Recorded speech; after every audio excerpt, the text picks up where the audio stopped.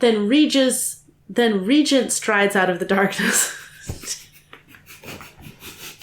Regis is a name, okay? The host of Who Wants to Be a Millionaire comes striding out of the darkness and says, "My superpower is I make it rain! Pew, pew, pew, pew, pew!" And they don't need to steal any money. They're all millionaires. Who Wants to Have a Nerve Malfunction is this game show.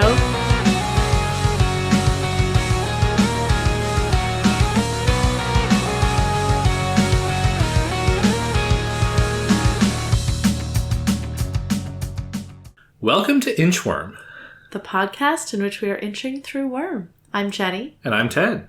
And this time we read a chapter. Agitation 3.10. That chapter.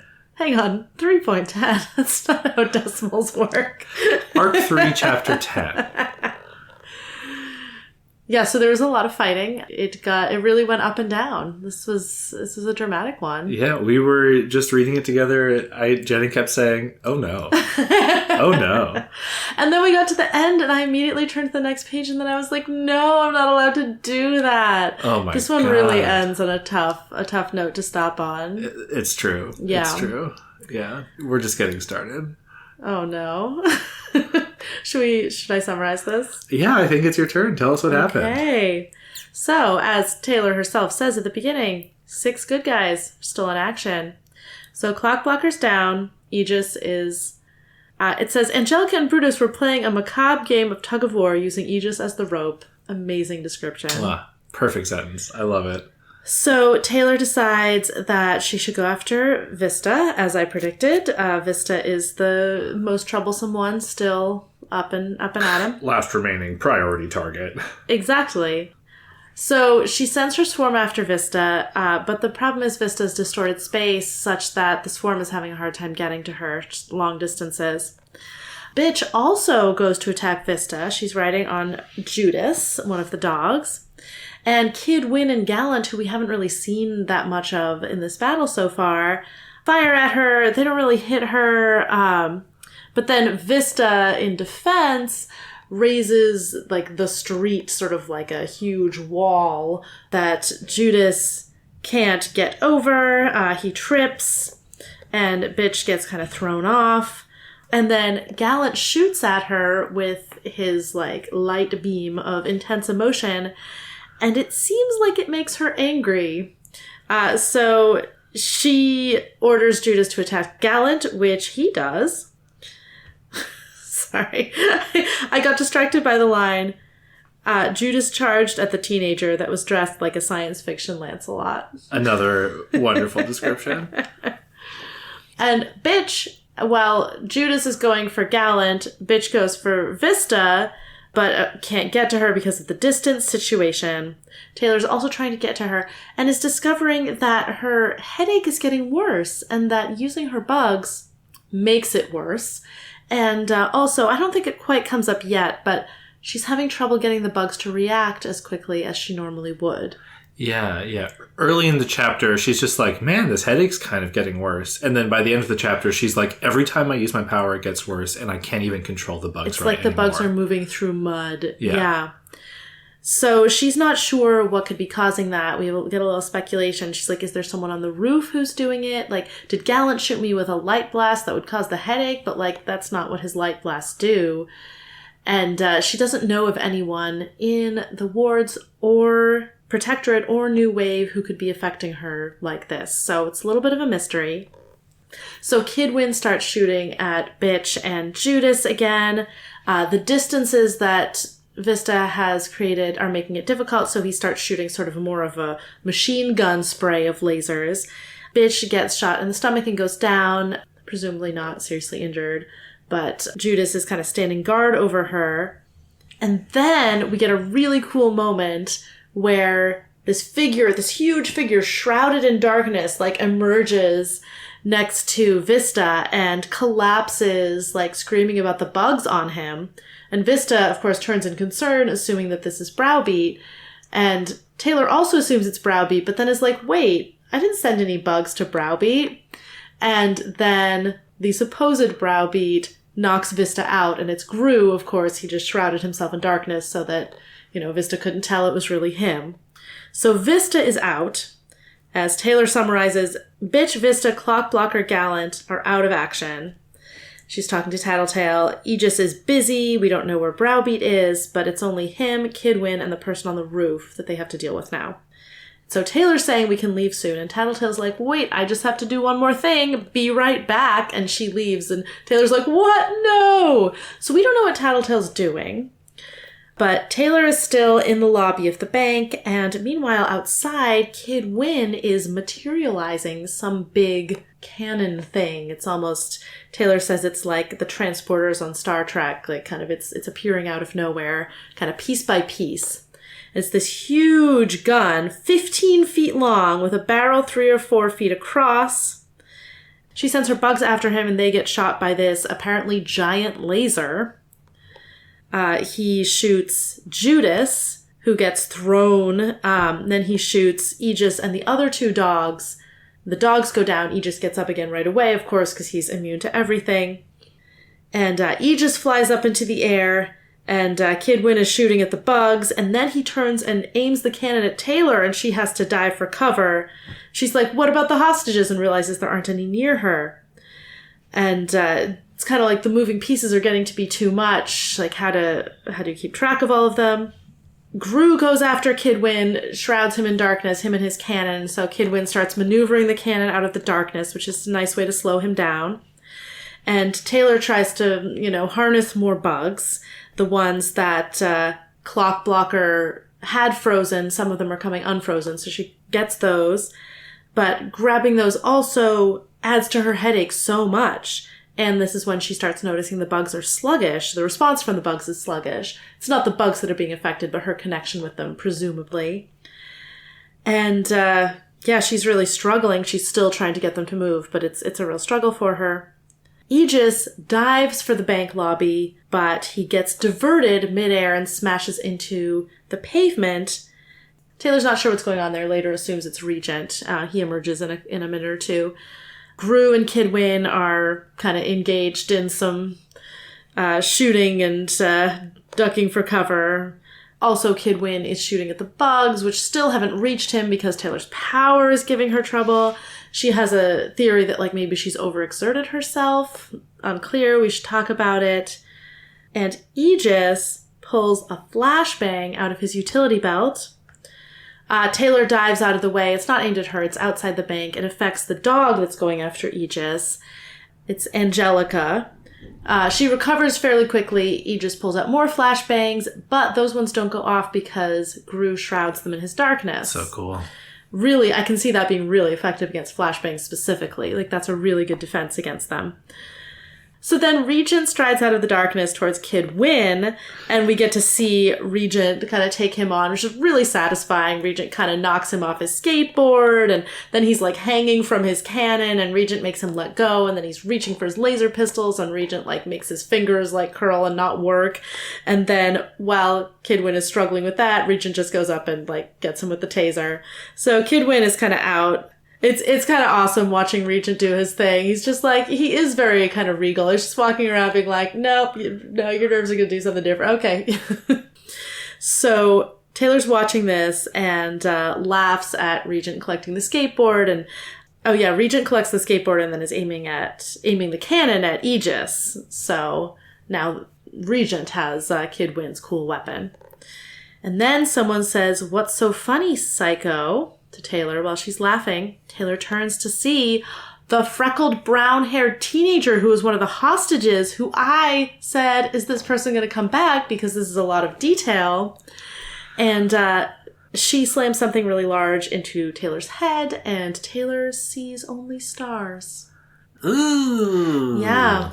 I feel very vindicated that character came back, and now I expect the woman with the red jacket or whatever it was from the library to be a significant character. Yeah, exactly. Yeah. Red jacket woman, brown hair, freckle girl. I think those are the ones that I've zeroed in on as wait, that's an unnecessary amount of description. Yeah. Does that mean they're coming back? Yeah. Yeah, great summary. One just nit to pick, though, which is that you said bitch is presumably not hurt when she got shot in the stomach and is dead. Clock blocker is dead. Bitch is dead. We're losing characters left and right. I didn't say she wasn't hurt. But the fact that the dog seemed to kind of shake off the lasers makes me think that, like, it wasn't like she got a bullet to the stomach. No, I think that is a good insight, that initially it seems like it could be worse, but Taylor remarks when the window explodes, she's sort of like she ducks for cover when Kid Win is shooting the bank, and the window explodes, and she's like, that's not really what I expected a laser to do. Yeah. Like, it didn't come burning through the wall, destroying everything. Yeah. So it's maybe some kind of, like, force-based power, and, like... I think also my assumption was, so he starts out just trying to shoot her, and then he, like, changes the setting because he can't hit her at the distance, and he changes it to, like, a machine gun setting, so it's a wider range, he doesn't have to aim. I assume that if the machine gun setting were as effective as the, like, single shot, he would have just been using that from the beginning. So I kind of assumed it was, like, more of a diffuse effect. Yeah. Yeah. Okay. So it's just Clock Blocker who's dead. Exactly. We'll see. I think after recording our episode last time, I ended up thinking that it was much less likely that he was dead. Mostly because of your thing, like, he's not going to die off screen. I don't know. Maybe the wards will pretend that he's dead in order to take out, like, they could take out a warrant for Taylor's arrest anyway, but in order to have, like, an extra strong... Yes. Yeah, oh, my God. An extra strong case against the Undersiders to really villainize them. And also because then they won't be expecting Clock Blocker to show up at the next operation. I know. They can do the costume switch thing again. Exactly. Although I bet Tattletale will see through it. Yeah. She's pretty good at that when she's not just doing whatever and not helping. I'm so intrigued by what she's doing. I bet she knows what's going on the roof, because you'd think they'd have security cameras on the roof. That's a great point. Yeah, she knew someone was up there, but she didn't know who they were before, even though she's looking at the security cameras. So, like, I don't know. It's a little unclear, but maybe she was able to figure out who's up there. Yeah. And maybe she went up to stop them. I don't know. Yeah. It is a fun beat. It seems like it's not part of the plan, right? We didn't get a lot of explicit planning about the bank job other than, like, sizing up their opponents. But it is a fun beat that Taylor is, like, sort of, as you were saying, things are kind of slowly getting out. Things are unraveling, and Tattletale just very confidently nopes out with no explanation. Yeah. I mean, she is smug and impulsive. Yeah. In a great way.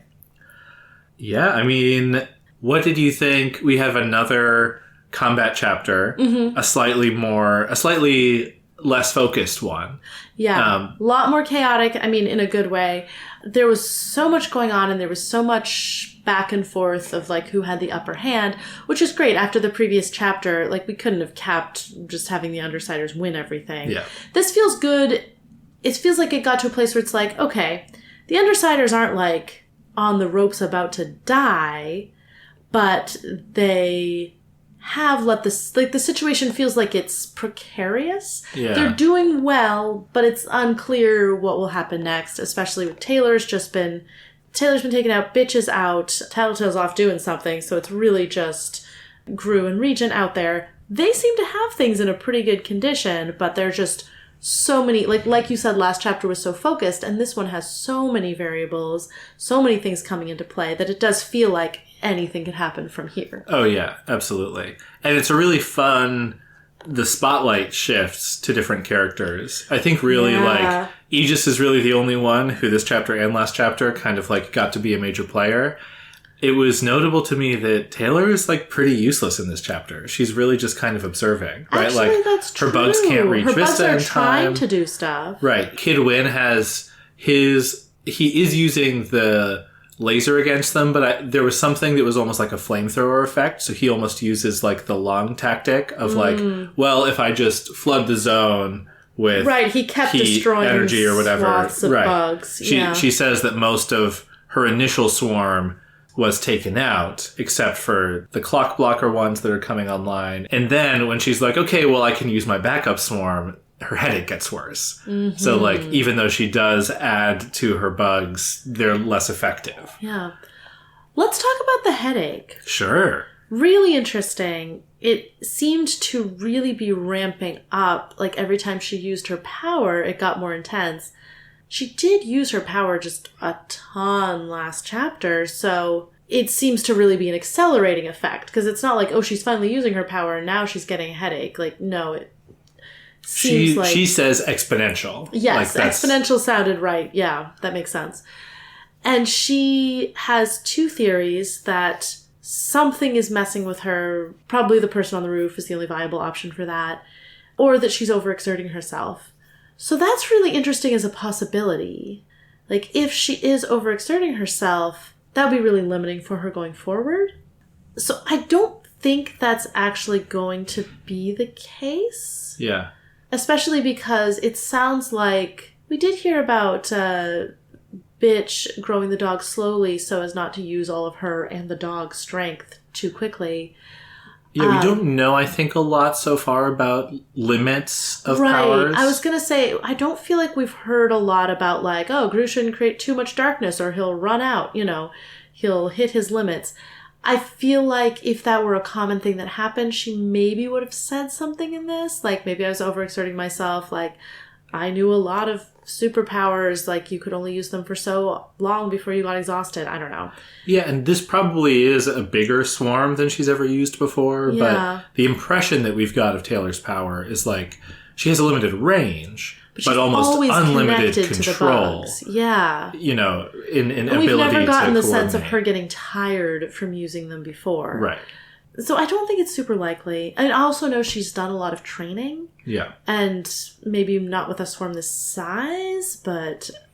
yeah, but there could be other variables that she's not thinking of, we're not thinking of. I think mostly, I don't want her to be overexerting herself because I think it's more interesting going forward if she doesn't have that kind of limit. Like, I think that could be a little bit limiting for the story. Yeah. I think if she is not sure and is concerned about the possibility that overexerting herself does this, like, that's going to be an interesting factor as she tries to figure that out. But also definitely interesting to have another character or device that can limit her power like this. She says she doesn't know of any member of the Protectorate or the New Wave, or presumably the Ward. She doesn't actually say that, but we already know all their powers. Who could limit her, or who could give her a headache like this. Right. Though we do know Taylor's knowledge is limited because information is such an important element. That's such valuable currency. People don't necessarily publicize all their powers. So there could be a cape that she knows of, that we know of, who is doing this. Or there could be some device that's doing it. As we know, Kidwin always has new devices. I do wonder if there's that person on the roof, maybe they have a device that's doing this. Yeah. So I kind of feel like she has two theories for what it is. I feel like it's going to be a secret third thing. Okay. Yeah. That's always fun. Yeah. I guess, do you have any speculation? This is very open-ended, but do you have any speculation about, like, the mechanism of the device or, like, the type of power, if it's a cape, that could do this? Yeah, well, I did have that prediction that assault and battery, like charges up people's powers, and I was like, well, then I guess assault like reduces them, which didn't quite make sense. And also they'd be a terrible pair in that case, unless they can aim it in different directions. Sure. So, I mean, I guess assault is my prediction from the past, but terrible name for someone who weakens people's powers. Why would that be the name? Mechanism. Yeah, we aren't seeing other people's powers being affected. Yeah, I guess sort of what I was asking is like either why would someone be targeting Taylor specifically, or how would someone be targeting Taylor specifically? I mean, if it's Armsmaster, he has seen her power in, well, not exactly in action, but he has a sense of what her power is. Yeah. He knows she's going to be involved with something today. He thinks she's getting too big for her britches and wants to take her down a peg. Yeah. And he is a tinker, we thinker. So he could definitely have developed a targeted power dampening beam. Maybe you can set it to a specific category of power. We haven't really seen classifications of powers in that way, except for tinkers. Power science. Right. Yeah, but maybe there is a class that she belongs to that he was able to dampen that no one else here belongs to, because no one else has this sort of communication with other entities type power. Yeah. So that would probably be my guess, that it is Armsmaster on the roof or someone using a device sent by Armsmaster. The fact that we haven't seen that person enter the battle makes me think they're not directly a combat cape in their own right. So maybe they are a person who brought a device. I mean, maybe Armsmaster, though he does seem to engage in physical, feats of some kind. Someone who has that sort of dampening device. Yeah. Exciting stuff. Yeah. All right, so what should we talk about next? One thing that stuck out to me is that Vista's power is really cool. She gets a bunch of, moments where she gets to use it, but another just great sentence. In some of the areas Vista had warped, the rain wasn't falling in a straight line. Yeah. It's just, it's such an evocative way to get into... Just so weird. Space doesn't make sense. It's very much a defensive power. Yeah. She's able to defend herself well enough to be on this battlefield, and she is able to help others with their defense just by interfering. It's I think Regent's power is probably the most similar in terms of defense. Yeah. Yeah, and the only reason that Gru was able to get to her was through a very clever ruse, which 100 points to Gru. That was such a good move. Incredible. Yeah. It fools Taylor for a second. Yeah. I also note, maybe this is a tactic he's developed, but it's kind of what Aegis and Clockblocker did in this fight as well. So I want to give him credit if, he was trying to think of a plan and was like, oh, I can do that too. Yeah. And maybe they already took out Browbeat. We haven't seen Browbeat. Yeah, so Browbeat just completely vanished. Completely gone. So presumably Regent was engaged with Browbeat in some way because we hadn't seen either of them for the first part of the fight. Right. And otherwise, where is Browbeat? So maybe he knows Browbeat is down, and that's why he was able to impersonate him. I have to assume, here's how I would beat Browbeat if I was Regent. I would just say stop hitting yourself and make him take one of his super punches to the head, right? Because that's kind of his thing, is he's really small scale telekinesis or close to his body, right? So just swing a big punch and then, oh yeah, hit yourself in the face. The way to go, yeah. Hopefully I'm not also just spoiling something that Regent narrates in the next chapter, but that's what I think happened. I do wonder about the ability to knock people out in this world.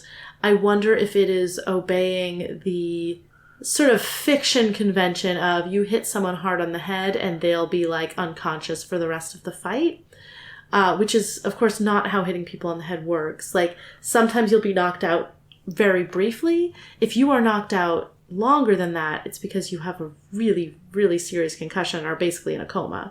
The idea that you hit someone on the head and then they're out for 10 minutes or something is not how heads work. Yeah. So that does seem to be what's happening. Vista was knocked out. It does seem like the dog knocked out Gallant. So I'm curious how much concussion realism we're going to see. We've seen a lot of sort of superpowers that are designed to almost be send-ups of that kind of trope, but and maybe it is a very convenient trope, and so maybe, Wildbow's using it. Maybe Wildbow doesn't know how concussions work. There are several options. Yeah. And, it also sort of depends. We've already seen superpowered healer, right? So it kind of depends also, how injured can you get and come back from it? Right. We don't maybe they know. are incredibly injured, but... Yeah.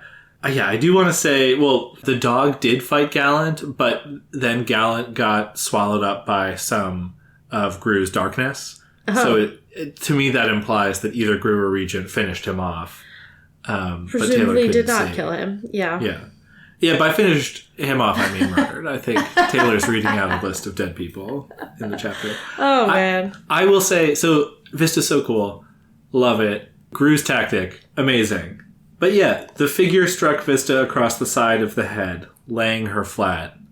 I mean, forgetting about the superpowers, again, I'm remembering that Vista is 12. Yeah. This is a 17-year-old boy who has trained in muscles. Yeah. just punching a 12-year-old girl on the side of the head, presumably as hard as he can. Yeah.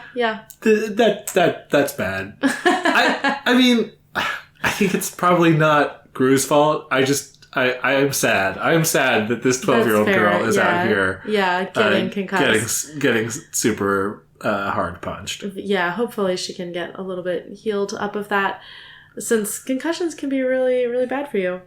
Yeah, I mean, it comes with the territory, I think, of they're all trying to take each other out. Yeah, and I mean, would I care if he was punching a 14-year-old? No, it's kind of arbitrary. A little bit, yeah. But that is the whole, like, how do we feel about Vista being in combat, you know? Yeah. I should have said this when I was just talking about how cool her powers are, but I want to read another bit. So Bitch is running at Vista. As Bitch tried to close the distance, the roadway between her and the young heroine stretched out until the distance she had to cover was 2, 3, 4, 5 times as far. Vista then pinched the space behind her, closer together, crossed a third of a block with a single step, and then returned it to normal.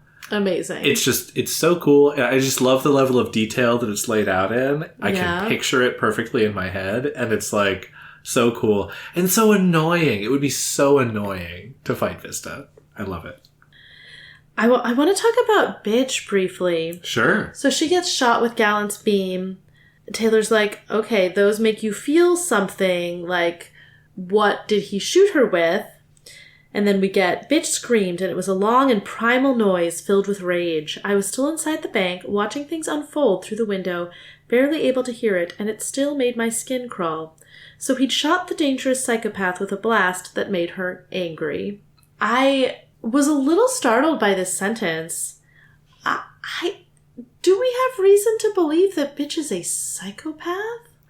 Like, she's probably not using the word in, like, a clinical sense. I mean, Tattletale put her in the category of the crazies when she was laying out her thing. And I think the branding by the Protectorate on Bitch's profile was mentally unstable in some way. Like, I don't know if it said psychopathic tendencies or whatever on that page. I'd have to go back to the chapter. Yeah. But I think that's the non-Taylor's opinion stuff that we've seen about it so far. Okay, that's fair. I think psychopath is significantly stronger than anything we've seen.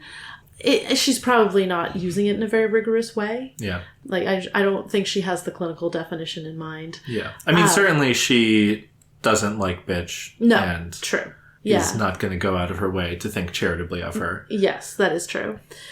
I also think it feels like she's being sarcastic, sort of like... yeah, that's true. She's sort of being using like... strong language to be like, oh, so you made her angry. Great move. Yeah, sort of, which it also seems, again, we don't exactly know, but it seems like it was a bad idea. Like, he's like, aha, I'll zap her, and so she'll send her dog after me, so I'll get knocked down, and then I'll get taken out of the combat. Like, it seems like it did keep a dog from going after Vista, but it makes led sense to his that own someone downfall. named Gallant is trying to throw himself in front of the dog for Vista. Oh, that's so true. That's so true.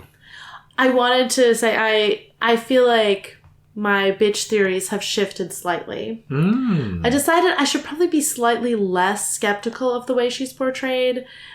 Just because, probably a lot of it's meant to be just exposition. We're just meant to be hearing what she's like.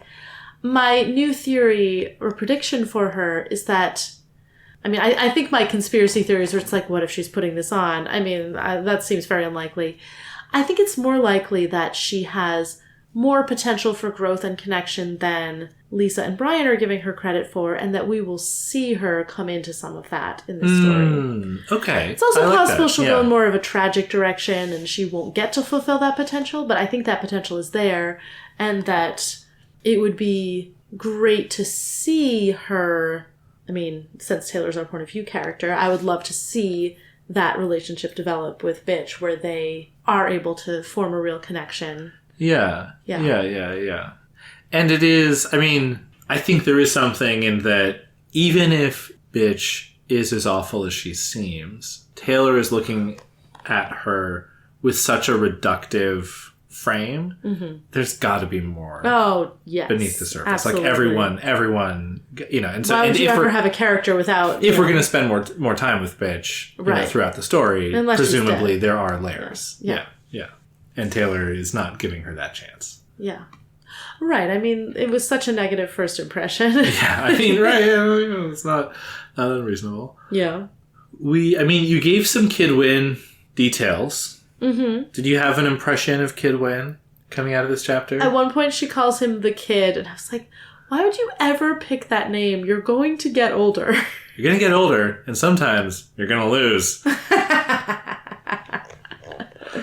Maybe it's like a wishful thinking. It's like, I'm going to be young and successful forever. Oh my God.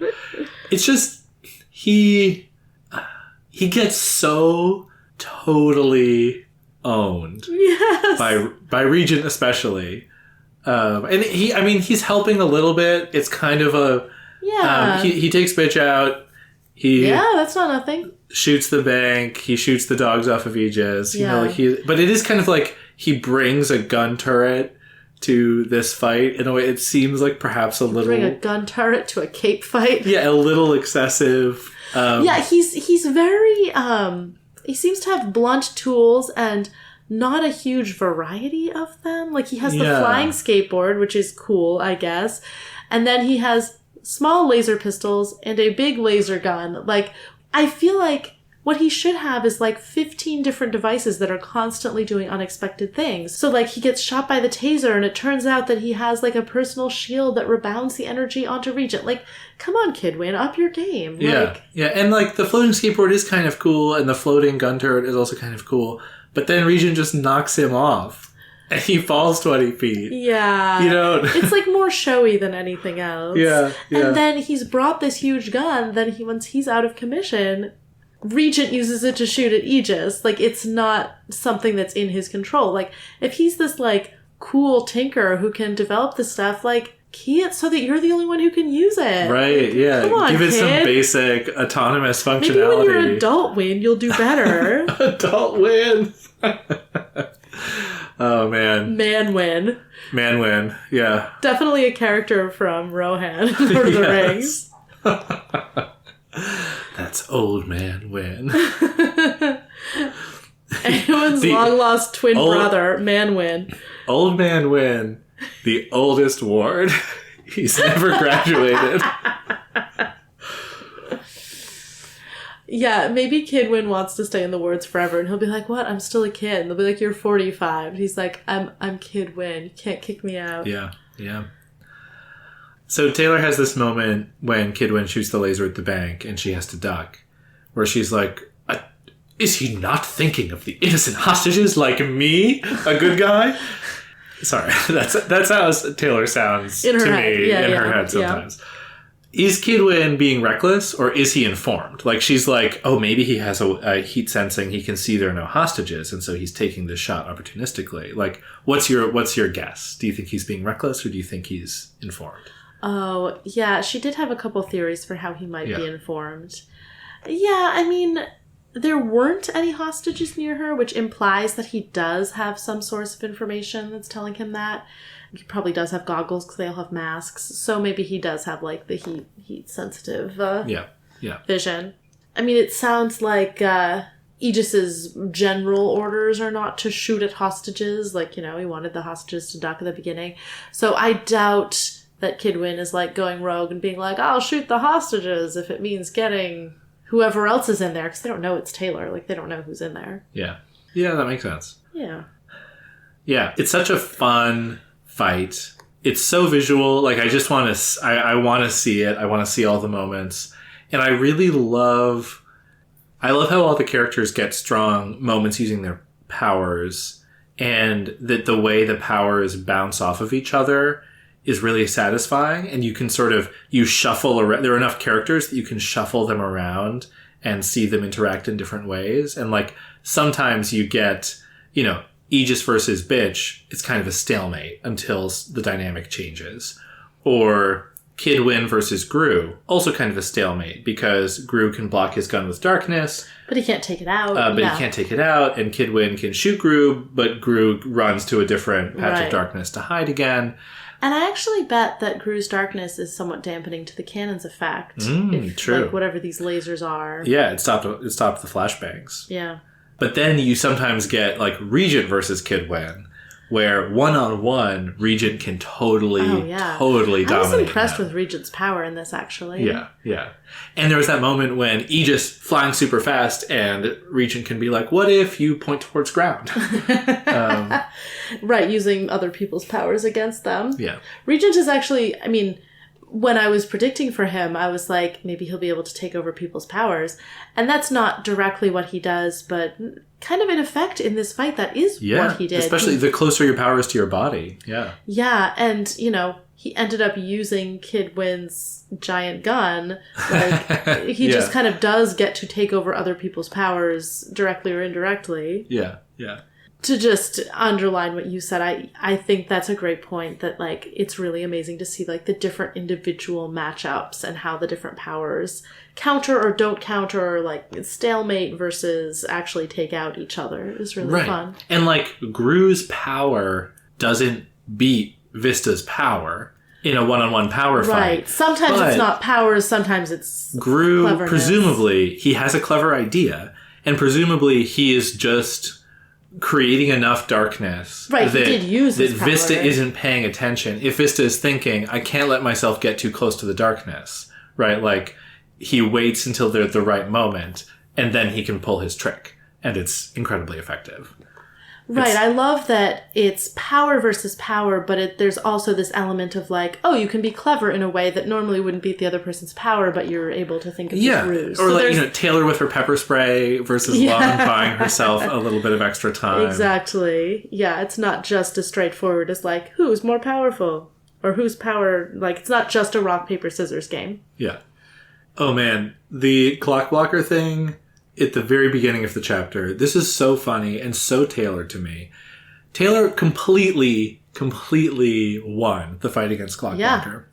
And Taylor thinks to herself, Clock Blocker was down and posed no threat unless someone walked into his reach where he was lying down.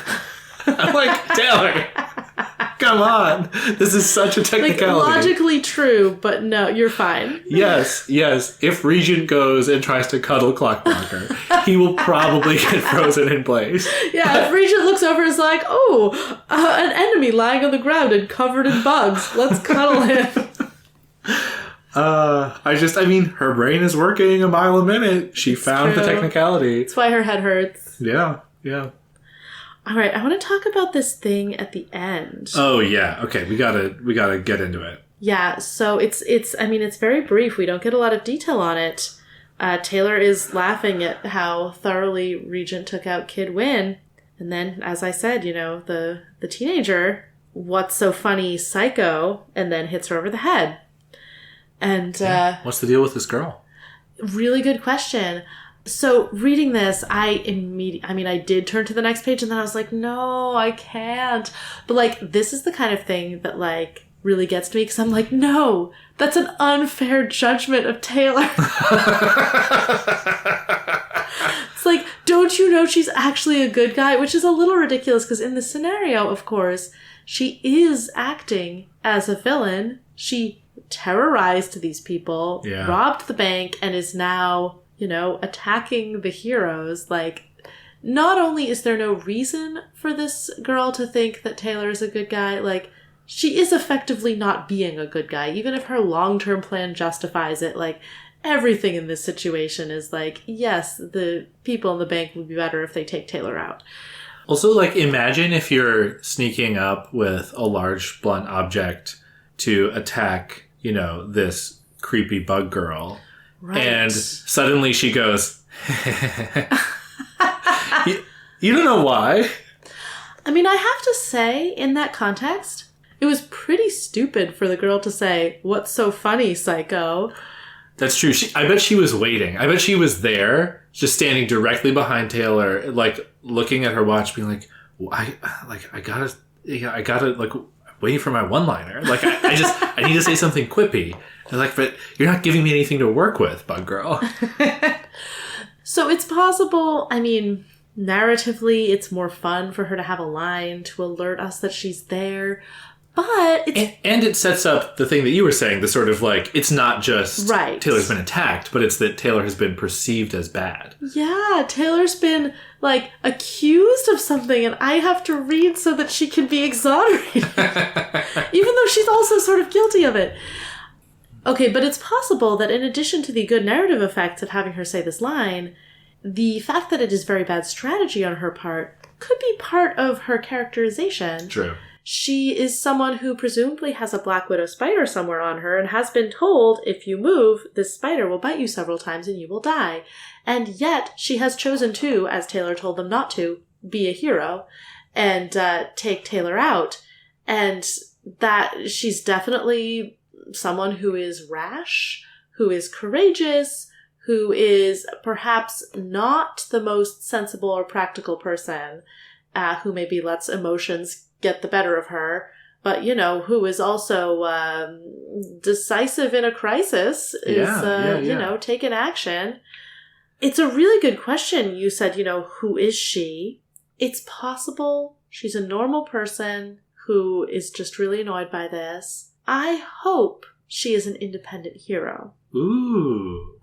Like, it probably can't be one of the wards unless it's Shadowstalker. It would be pretty weird for Shadowstalker to happen to be at the bank in the middle of a Thursday when she should have been in high school, and for her to take action against Taylor not in her costume. Like, if they planted her in the bank because they were like, something's going down, let's put people in all the places in town that could get robbed, then presumably she would have her costume on her, and it's been a while, she could have gone and changed. Yeah. She also, like, disappears into shadow. She could have changed into a shadow. So I don't think it's likely to be someone who was there, like, planted, like, you know, the one missing ward. Although it is suspicious that not all the wards are there. Why not? Why only miss one? Yeah, yeah. It's kind of weird. So, I mean, maybe it's Shadowstalker, but again, pretty weird that she would attack Taylor not in costume. So, I don't know. I just said that it's weird that it would be weird for her to be in the bank in the middle of a Thursday, but this is a teenager who is at the bank in the middle of a Thursday, so that is weird in its own right. Sure. She should be in school. Why is she not in school? Is she a 19-year-old? I mean, maybe she just looks young. Yeah. And she's actually out of school and works a job and is here on her lunch break or something. Yeah. But it is weird. Yeah. The only thing against her being a hero, either independent or Shadowstalker, is just the costume thing. Like, why would she not have her costume? Sure. Yeah, that makes sense. Yeah. There's something that you said that I want to invite you to speculate on further. Okay. Which is, presumably, this girl had a spider or spiders placed on her. Uh-huh. So, how did she get the drop on Taylor, given the way Taylor's power works? I was assuming that Taylor there's too much going on. And Taylor can't process all of the information at once, even though she has this sort of enhanced ability to take in all of this data. So because earlier, when Taylor was thinking, like, why did Kid Win shoot me? Aren't there hostages near me? She looks around, she's like, oh, there aren't any hostages near me. That is suspicious in two ways. It's suspicious because, like, the hostages weren't supposed to move. Why did she lose track of where they are? Did they all move and now they're all located somewhere and are, like, conspiring together? And also, like, okay, Taylor, why did you not know where they are? Because they have bugs on them. I was assuming it's just... That was kind of when I thought, like, oh, there's just too much going on. She isn't able to monitor the Black Widows. Yeah, so that's hypothesis being Taylor is way overconfident that she can actually follow through on her Black Widow strategy while also attending to the combat. Right, because when she came up with the Black Widow strategy, she wasn't planning full-scale combat against all of the wards. Right. She was saying, we'll control the people in the lobby. Usually what the Undersiders do is just escape. The idea to have this fight, I mean, she came up with it, but... And she presumably did think when she came up with it, like, I can balance the swarm and also these Black Widows. Yeah. But I wonder if this girl is the one who is dampening Taylor's power. Oh, interesting. If she either has a power or a device that is doing that, she might know, okay, at this point, she's disconnected enough from her power that I can take action and she won't be able to order these bugs to bite me, especially if I hit her on the head. That's going to make matters worse for her. Right. Yeah, that's interesting. Yeah. So that would play into the solo hero theory. Yeah, yeah. Odds that this person does not have a superpower? I feel like the odds that there is a person, like, there's sort of the Watsonian and Doyle's perspective on it again. Like, I feel like in this world, she goes to the bank, like, they're robbing the bank. The odds that there is a person with a superpower in the lobby, like, I mean, maybe, but, like, you could also imagine a normal person doing this kind of thing. Right. But I feel like she's going to be a more interesting character if she has a superpower, so... Yeah. I also said last time or the time before, like, someone in this lobby is getting powers out of this. Maybe she just did. Yeah. Yeah. That's very interesting. Yeah.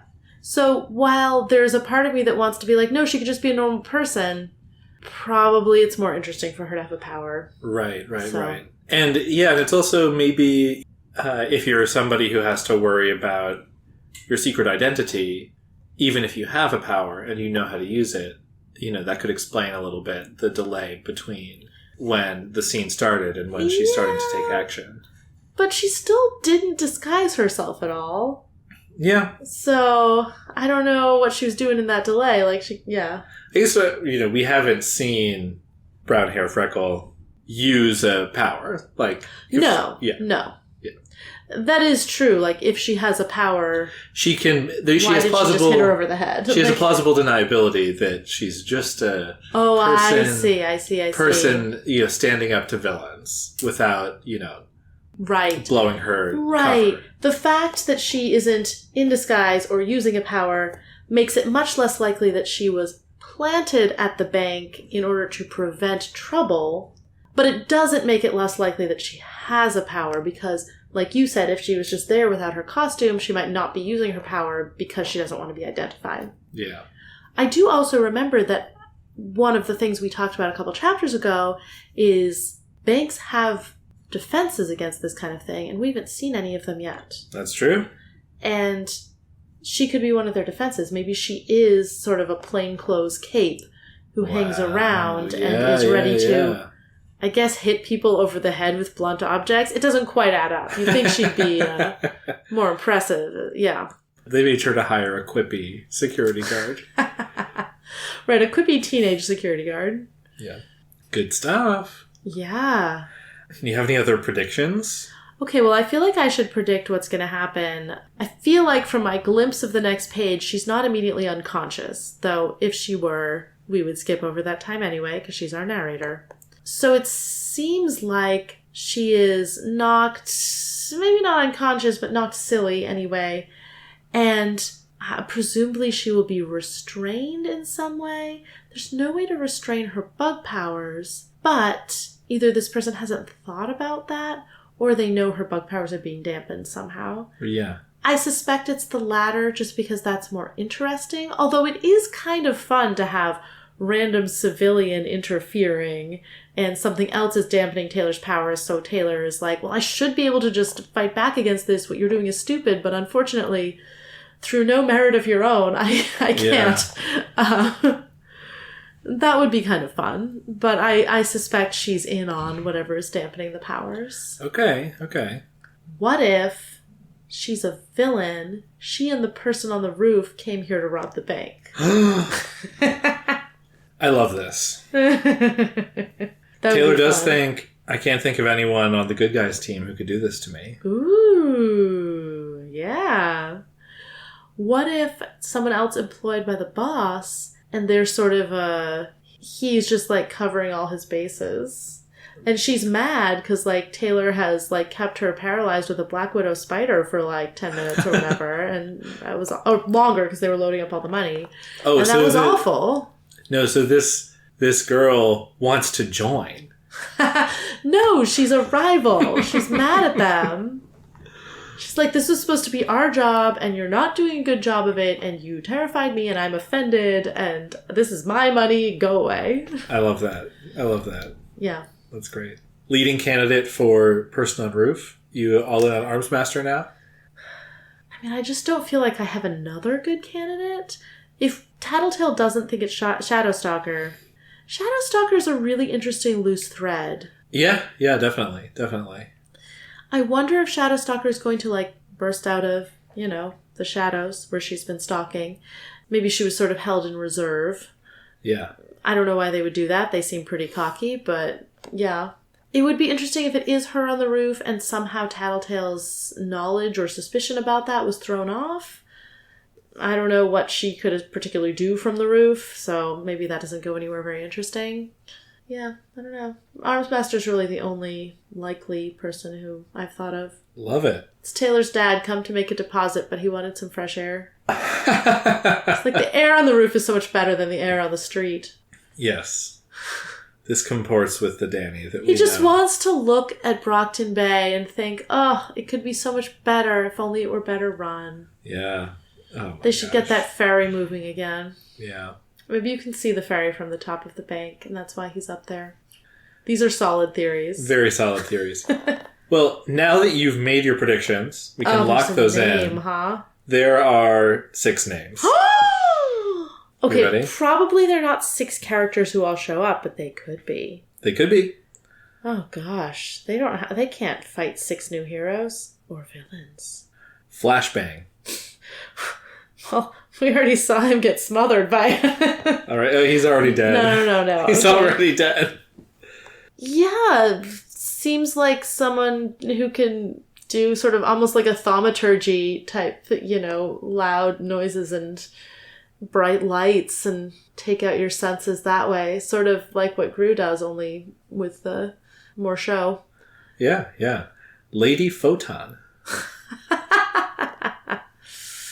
I think she can travel at the speed of light. Ooh. Yeah. Sort of like a The Flash type thing. Yeah. But it's like more specifically, and she can only travel on light. So like she can't travel through Gru's darkness. There has to be light for her to travel. Okay, that's very cool. Yeah. That's very cool. Manpower? So this is going to be a woman. I mean, this is sort of like a Browbeat like vibe of just like big hulking guy who can beat you up, but like we just got one of those. And presumably there are a lot of heroes who punch, so This is a cape who was thawed from ice, a Neanderthal who said, "Man, power." Exactly. And punched really hard and shattered a glacier. Laser Dream. Okay, is this just like Kid Win? Are these all like alternate names for the wards? Because that would be very funny. Oh my gosh. Well, because you have Kid Win is Laser Dream. Flashbang is... I guess Aegis had the flashbangs. Flashbang is Aegis, I guess. Lady Photon would have to be Vista. Yeah, I guess Or so. Shadowstalker. Yeah, it's kind of the opposite of Shadowstalker. Sorry, who was the last one? It was... Well, Manpower. Manpower It's and... probably Gallant. Oh. Well, it's Browbeat. Oh, Manpower is Browbeat, right. Yeah. Right. And then Shielder is Gallant. Well, Shielder would have to be Aegis, because that's his name. I've Gallant's messed it all up. Flashbang. Gallant's Flashbang, because he has the bolts of light. Oh, yeah. He goes flash and you go bang with your emotions. Exactly. So Shielder is just Aegis. Shielder? Shielder is the name. Shielder? Shielder. That's a terrible name. Good heavens, do better, Capes. I assume that this is just a cape who's bad at naming things. Yeah. No, I mean, this probably is a force field creator. That's what I thought Aegis was going to be. But Yeah. Shielder more directly should be someone who creates shields. Yeah. Okay, I want to go back because I feel like I didn't actually predict Laser Dream. Is that... Yes. So, focusing on the laser part does sound like a Kid Win style Tinker. Could be someone with laser eyes, sort Cool. of a Cyclops kind of vibe. Yeah. Power and also a liability. Could be someone who, almost like Gallant, where that like shoots you with something and you end up entering sort of a dream world. Like you start hallucinating and you can't connect to reality, which would be very powerful. I love that. Yeah. An acid trip laser blaster. Yeah, exactly. And like maybe you kind of know it's not real, but like you can't see actual reality, so it doesn't help you. Yeah. I also didn't really properly predict anything for Manpower, except that it would be like a puncher. I guess it could be someone with super strength. Like that is not what Browbeat has. That's a little boring. I feel like we've seen a lot of really interesting powers. So maybe this, unlike battery, is someone who powers up other people's powers. All right. Yeah. Legend. Legend. Ooh. My first thought, it's that, like, someone who remembers the past and is able to, like, you know, access history firsthand, but it's probably just someone who fights in a really dramatic way, and they think that's going to make them a legend. Oh, it's aspirational. Yeah. So this is like a 13-year-old boy. I am legend. No copyright infringement intended. It's not maybe currently a 13-year-old boy, but a lot of these people pick their names pretty young, so not that weird if a lot of them are a little over the top. Grandiose. Grandiose would be a good one. I guess maybe a little insulting to yourself to call yourself grandiose. Yeah. Legend. Okay, what specific power does Legend have? I think the power to control people's feet. Leg end? Oh, that's very good. I was going to say they're telekinetic, but only in one direction. They can only pull things towards themselves. Wow, that is really fun. Yeah. That is really, really fun. They're very magnetic to everything when they want to be. But it's like zap a car towards you, but you have to get out of the way, and it goes flying in the other direction. It's true. But you can zap people's weapons towards you as long as you can catch them and they don't impale themselves inside of you. Not like a live grenade. No, you wouldn't want to do it with that, no.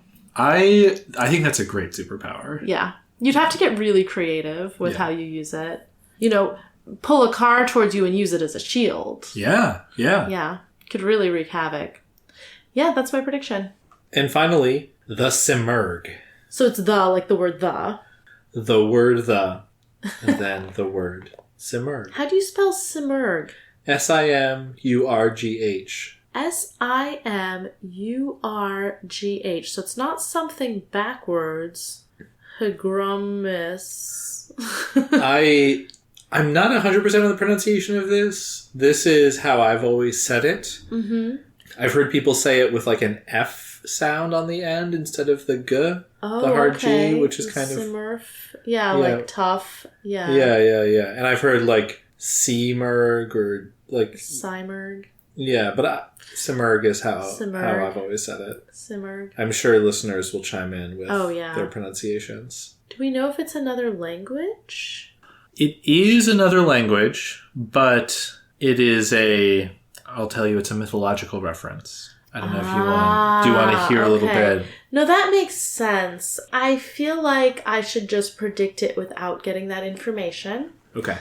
And then you should tell me, and then I should make a new prediction. I love that.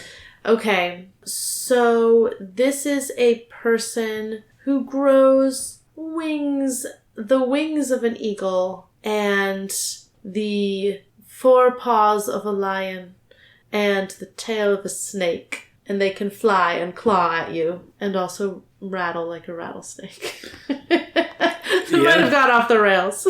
I love that. All of those powers are very effective. Especially the rattle. I feel like whatever language this is, it's not a place that has rattlesnakes. Well, Persian. I have no idea what kind of snakes. I think rattlesnakes are North American. I could be wrong. Yeah, I see. So yeah, some of the other spellings, I guess, suggest some of the other pronunciations I was mentioning. Mm-hmm. But it's a benevolent bird in Persian mythology and literature. Okay, so maybe just the wings. Some like phoenix vibes. So yeah, you're right on with wings. That seems right. It's a person who grows wings and shoots fire. Love that. Amazing. Okay, so now that I know there are these 6 names that get mentioned, I think they're going to join the fight. Oh my gosh. It's going to be really bad. Oh my gosh. Yeah. Well, then who are these people? They're independent heroes who are heeding the call. Oh my gosh. Yeah. So you were talking about how do the wards know?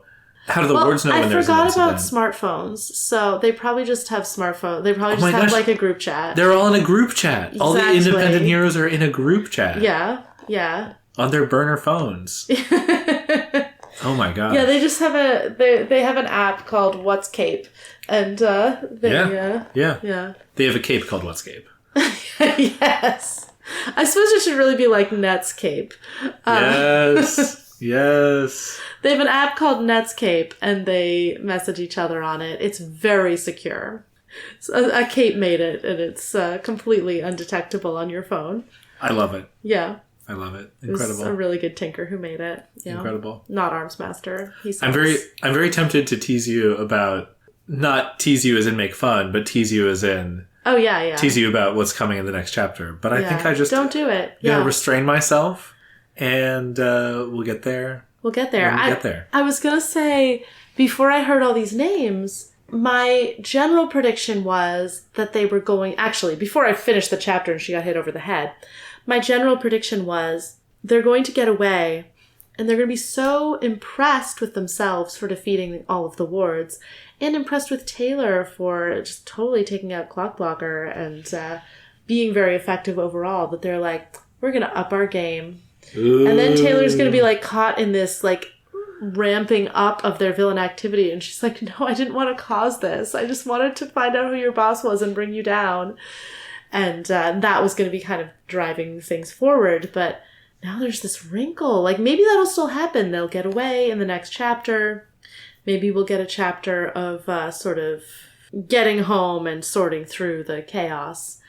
But maybe things will just go in an unexpected direction. They're having a huge battle in the middle of town. I'm sure everyone knows. Yeah, and there are only 2 chapters left in Arc 3. Yeah. So, coming down to the wire here. Yeah. Well, I guess we'll find out what happens next time. On Inchworm.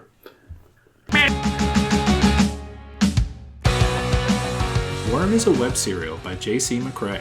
You can read Worm at parahumans.wordpress.com and support the author at patreon.com/wildbow. Follow us on Tumblr and Blue Sky at Inchworm Podcast, or find our Discord link and any other updates on inchwormpodcast.com.